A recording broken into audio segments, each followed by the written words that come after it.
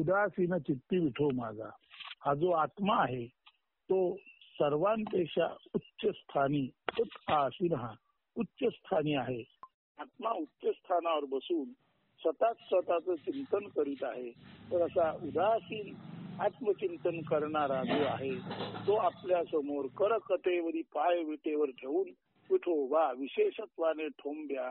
उदासीन असा तो विठोबा म्हणजेच आपल्यातला आत्मा जो आत्मचिंतनातच सतत व्यग्र आहे आणि इतर सर्व व्यवहाराबद्दल जो उदासीन आहे म्हणजे उच्च स्थानी बसून सर्व उरलेल्या अस्तित्वाकडे लक्ष करणारा असा तो आत्मा म्हणजेच आपल्या समोरचा विठोबा.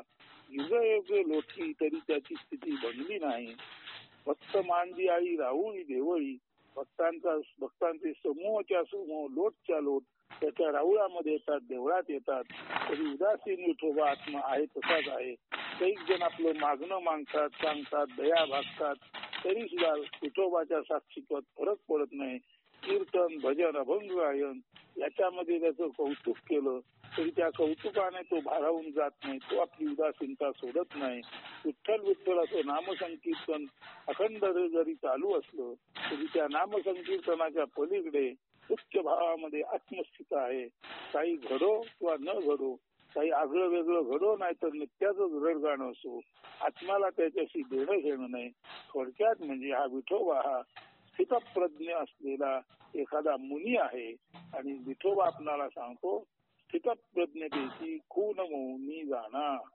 मौनात राहा आणि आत्मचिंतनात राहा म्हणजे आपणाला जी स्थितप्रज्ञता प्राप्त होईल ती स्थितप्रज्ञता म्हणजेच स्वतः विठोबाचे उदासीन असणे किंवा आत्म्याचे अनात्म्याशी संबंधित नसणे असं हा विठोबा सांगत आहे.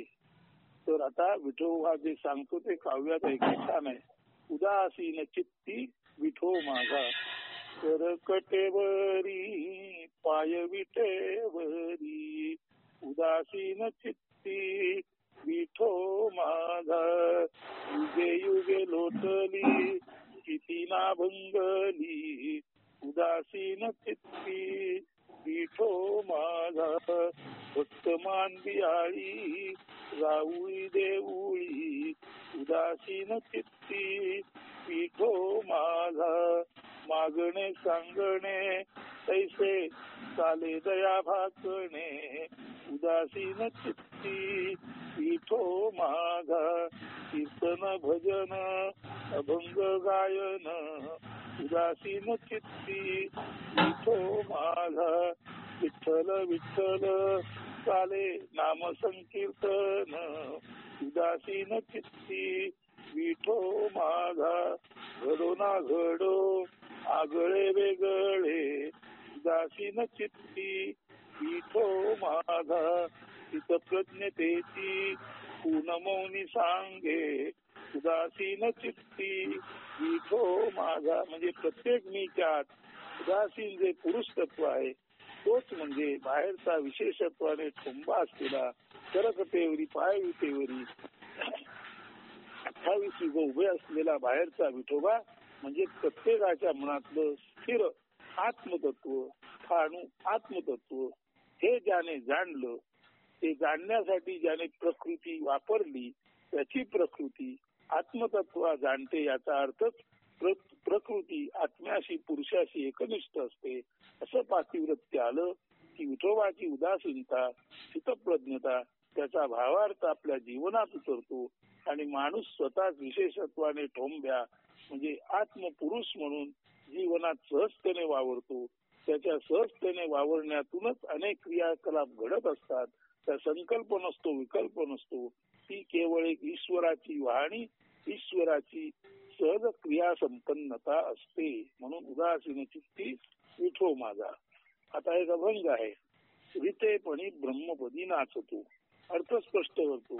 संसारी जीव माणसे पाण्याने काठोकाठ भरलेल्या मृत्तिका घटाप्रमाणे असतात. जीव जन्माला आल्या आल्या आपल्यासह संसार आणतात. त्यामध्ये उच्च नीच, जात पात, कुलधर्म, श्रेष्ठ कनिष्ठ, भेदाधारित वर्ण व वर्ण परंपरांचे दूषित भावनिक जल असते. माणूस जसा वाढत जातो, वयाने मोठा होतो, तशी अनेकानेक मानवी बंधने, धार्मिक रूढी, परंपरा आणि भाषा स्वदेश राज्य देशविषयक अस्मितांचे सर्प विष समरज्जू त्याला पार जखडून टाकतात.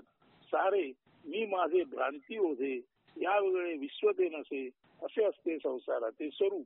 त्यामध्ये तोचतोचपणा साचले पण असते. जीवनात काही नाविन्य रुची मजा असता उरत नाही. ज्ञानी माणूस या यांत्रिक जीवनाला उबगतो. मात्र काही झाले तरी संसार टाकता येत नाही.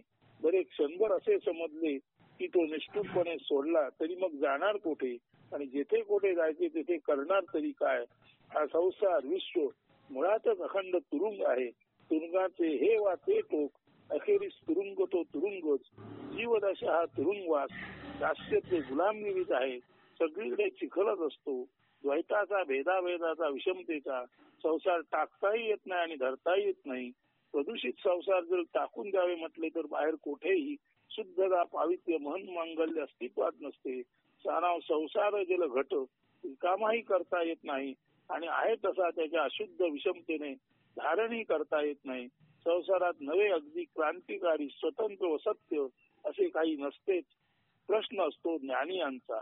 संसार जल न सांडता घट न फोडता म्हणजे जीवन न संपवता 70-80 वर्षे आयुष्याचा प्रवास नित्य नूतन आनंदाने करणे कसे शक्य व्हावे. येथे ज्ञानांच्या ज्ञानाची कसोटी लागते. असा ज्ञानी निर्विचार न मन अमन दक्षतेत असू शकला तर त्याच्या या साक्षीत्वातून प्रखर ज्ञान सूर्याची किरणे प्रकटतात. वास्तवात या प्रखर चिंतन शलाका असतात. त्या चिंतन शलाका संसार न टाकताही संसाराबाबत कसे अलक्ष्य साधावे याचा बोध देतात. येथेच चमत्कार संभवतो. त्याच्या या संसार अलक्ष्य करण्याच्या विद्येलाच प्रखर ज्ञान सूर्य म्हटले आहे. संसार त्याच्या जागी असतो आणि ज्ञानी त्याच्या आपल्या स्थितप्रज्ञतेत साक्षीत्वात अलक्षतेत असतो. संसाराकडे लक्ष न देणे म्हणजे संसार नासणेच असते. संसार नासतो म्हणजे संसार न असतो अशी स्थिती. त्याच्याकडे अलक्ष्य करणाऱ्याच्या दृष्टीने तो न असतो. जसे भीती वाटणाऱ्यासाठी ती असते मात्र न वाटणाऱ्यासाठी ती नसते. अलक्ष्य म्हणजे संसाराकडे लक्ष न दिल्याने संसार असूनही त्याची पीडा उपाधी उपसर्ग यामुळे व्याकुलता दुबळेपणा न येणे होय. आता जीवरूपी घट आहे. त्या घटात संसार जलही आहे. मात्र जीवाला अलक्ष्य विद्या प्राप्त झाल्याने संसार जल संसार घटात राहिले तरी मनाला ते जाणवत नाही. ज्ञानी मनाच्या दृष्टीने ते असून नसते. इतर जनांना ज्ञानी संसारी वाटला तरी ज्ञानाच्या अलक्ष्य विद्येमुळे हा संसार व संसार जल त्याला म्हणजे ज्ञानी माणसाला बाधित करू शकत नाही. ज्ञानी आहे त्याचा देह किंवा घट आहे. या घटात संसार जलही आहे. मात्र अमनी न मनी ज्ञानीसाठी देह व संसार केवळ ज्ञानी माणसाच्या संसाराबाबत उदासीन असण्यामुळे असून नसल्यासारखा म्हणजे नासतो न असतो असा असतो. संसार नाही ज्ञानासाठी पीडा वा क्लेशदायक किंवा सुखदायक असतो. संसार नाही ज्ञानीसाठी पीडा वा क्लेशदायक किंवा सुखदायकी असतो. तो संसार परिणामकारक असत नाही. ज्ञानी माणसाच्या हिशोबात तो गणलाच जात नाही. हीच ती अलक्ष्य विद्या. यामुळे संसार जलघट डचमळत नाही. संसार जलही सांडत नाही.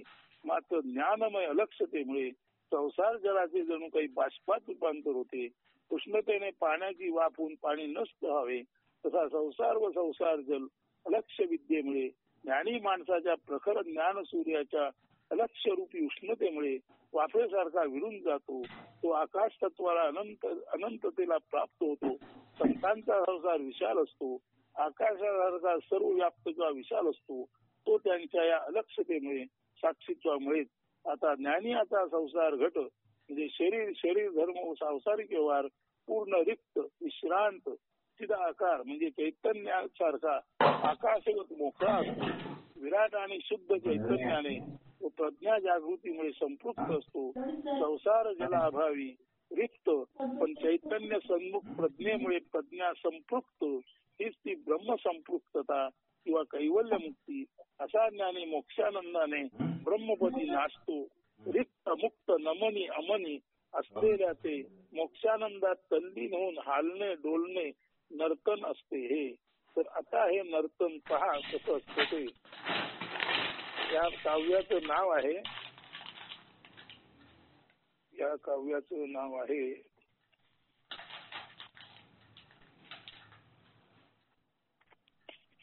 रितेपणी ब्रह्मपदी नाचतो, रितेपणी ब्रह्मपदी नाचतो. संसार जल संपृक्त घट रिता कधी न होतसे, टाकू पाही तरी त्यासी जीव टाकू कधी नाशके. धरता न टाकता येई शोकाकुल जीव होतसे, सत्य शांत जरी बैसे संसार जल बाष्प होतसे. ज्ञान सूर्य जरी जागा तरी संसार नासतो, संसार लक्षिता जीव ते पणी ब्रह्मपदी नाचतो. म्हणून संसाराकडे अलक्ष करा आणि मोकळ्या अंतःकरणाने ब्रह्मपदावर नाचा. जसं शिव आपलं तांडव करीत आहे तसं. आता स्वस्ती वचन हा आशीर्वाद आपण व्यक्त करूया आणि हे पुस्तक म्हणजे आत्मोपनिषद आपण संपवूया. आणि पुढील 8 दिवस बाकी ज्यांचं पठण राहिलं आहे, वाचन राहिलं आहे, काही जणांनी ऐकलं नाही त्यांनी ते सर्व ऐकावं. सर्वांनी आज मी ती सर्व ऐकलं असेल त्यांनी त्याच्या चिंतनात राहावं आणि ते चिंतन इतकं घट्ट राहावं की चिंतने तद्रूपता म्हणजे आत्म्याला आत्मतत्वाने पाहून आत्माच बनून जावं. आणि अशा मग परिपूर्ण अवस्थेत 8 दिवसांनी आपण पुन्हा आपला हा संवाद सुरू करू. आता ते आत्मोपनिषद मधलं शेवटचं स्वस्ती वचन म्हणजे आशीर्वादाचं वचन आहे का. सुख शांती समाधान लाभो सर्वा निरोगिता, साधो मंगल कल्याण नसो कोणी दुःख भोगिता. सुख शांती समाधान समत्वाच्या अधीन जो समाधानी असतो तो समत्वाच्या अधीन असतो. समत्वाच्या अधीन असणे म्हणजे समाधी. जेव्हा वर खाली जाऊ असं काही नसतो त्याला समाधी म्हणतात. आणि अशा समाधीचं सुख मिळतं कारण समाधीतलं सुख म्हणजे परिपूर्ण शांती असते. म्हणून समाधीद्वारे सुख आणि शांती सर्वांना लाभो आणि त्याच कारणाने त्यांचं आरोग्यही निरोगी हो. आणि साधो मंगल कल्याण. आता मंगल आणि कल्याण हे दोन अर्थ का, दोन शब्द का तर मंगल म्हणजे काय, जीवाला आपण शिव आहोत, आपण आत्मा आहोत हे समजणं ही मंगल वार्ता आहे, शुभ वर्तमान आहे. आणि एकदा का हे शुभ वर्तमान आपल्याला अंतरंगात दृढ धरता आलं की जे आपलं कल्याण होतं ते दुसरं तिसरं काही नसून आपणच आत्मा आहोत असा आपला सुखे नैव वावर सुरू होतो. आणि असं झालं की जगात कोणीच कुठल्याही तऱ्हेचं दुःख भोगत नाही. पण सुख दुःख हे तिथे भेदाभेदात उरतच नाही. सगळीकडे केवळ असतो तो स्वच्छंदी मुक्त आत्म्याचा प्रत्यय. आणि खऱ्या अर्थाने आत्मीयता, स्वातंत्र्य आणि समता या आत्म्याचे 3 महान गुण अंतरंगात घेऊन सर्वच वावरत असतात. अशा वेळेला दुःख भोगणार जरी कोण, कारण दुःख पण नाही आणि भोगणारा पण नाही, आहे ते केवळ आणि केवळ मुक्तीचे वाहने. म्हणून स्वस्ती वचन एकदा ऐका आणि आपण थांबूया. सुख शांती समाधान लाभो सर्वा निरोगिता, साधो मंगल कल्याण नसो कोणी दुःख भोगिता. ओम शांती शांती.